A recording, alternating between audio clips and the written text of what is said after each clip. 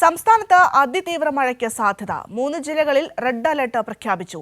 എറണാകുളം, ഇടുക്കി, തൃശൂർ ജില്ലകൾക്കാണ് red alert പ്രഖ്യാപിച്ചിട്ടുള്ളത്. മാനസയുണ്ട് കൂടുതൽ വിവരങ്ങൾ നൽകുന്നതിനായി. മാനസ, വരും ദിവസങ്ങളിലും മഴ ശക്തി പ്രാപിക്കുമെന്ന് തന്നെയാണ് മനസ്സിലാക്കാൻ പറ്റുന്നത്. നിലവിൽ 3 ജില്ലകൾക്ക് റെഡ് അലർട്ട് ഉണ്ട്. മറ്റ് ജില്ലകൾക്ക് എങ്ങനെയൊക്കെയാണ് അലർട്ട് പ്രഖ്യാപിച്ചിട്ടുള്ളത്? ഒപ്പം തന്നെ ഏതൊക്കെ തരത്തിൽ നിർദ്ദേശങ്ങൾ പറയുന്നുണ്ട്? ഭദ്ര, കേന്ദ്ര കാലാവസ്ഥാ വകുപ്പിന്റെ ഏറ്റവും പുതിയ മുന്നറിയിപ്പ് പ്രകാരം സംസ്ഥാനത്ത് അതിതീവ്ര മഴ സാധ്യതയാണ് കണക്കാക്കപ്പെടുന്നത്. അതിന്റെ സാഹചര്യത്തിൽ നിലവിൽ 3 ജില്ലകളിൽ റെഡ് അലർട്ട് നൽകിയിട്ടുണ്ട്. എറണാകുളം, ഇടുക്കി, തൃശൂർ ജില്ലകളിലാണ് അതിതീവ്ര മഴ മുന്നറിയിപ്പായ റെഡ് അലർട്ട് നിലനിൽക്കുന്നത്. ഒപ്പം തന്നെ 8 ജില്ലകളിൽ ഓറഞ്ച് അലർട്ടും ബാക്കിയുള്ള 3 ജില്ലകളിൽ യെല്ലോ അലർട്ട് തുടരുകയാണ്.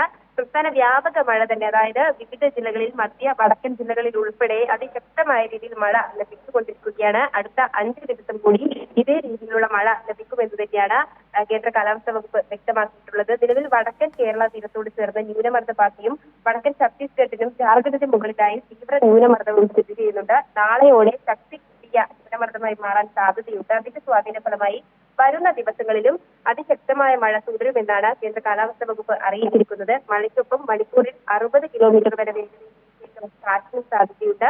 മലയോര തീരദേശ മേഖലയിലുള്ള എല്ലാവരും തന്നെ ജാഗ്രത പാലിക്കണം എന്ന് തന്നെയാണ് ഈ ഘട്ടത്തിൽ സംസ്ഥാന ദുരന്ത നിവാരണ അതോറിറ്റിയും അറിയിക്കുന്നത്. താഴ്ന്ന ഭാഗങ്ങളിൽ വെള്ളക്കെട്ട് രൂപപ്പെടാൻ സാഹചര്യമുണ്ടെങ്കിൽ അപകട സാധ്യത മേഖലകളിൽ നിന്ന് അധികൃതരുടെ നിർദ്ദേശാനുസരണം മാറി താമസിക്കണമെന്ന മുന്നറിയിപ്പ് നൽകിയിട്ടുണ്ട്.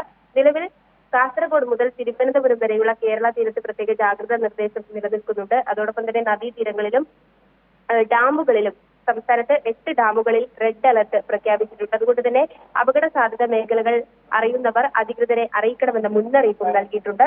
അതോടൊപ്പം തന്നെയാണ് കേരള, ലക്ഷദ്വീപ്, കർണാടക തീരങ്ങളിൽ ഏർപ്പെടുത്തിയ മത്സ്യബന്ധന വിലക്ക് നിലവിൽ മോശം കാലാവസ്ഥയായതിനാൽ തുടർന്ന് വിലക്ക് തുടരുകയാണ്. ശരി മാനസ.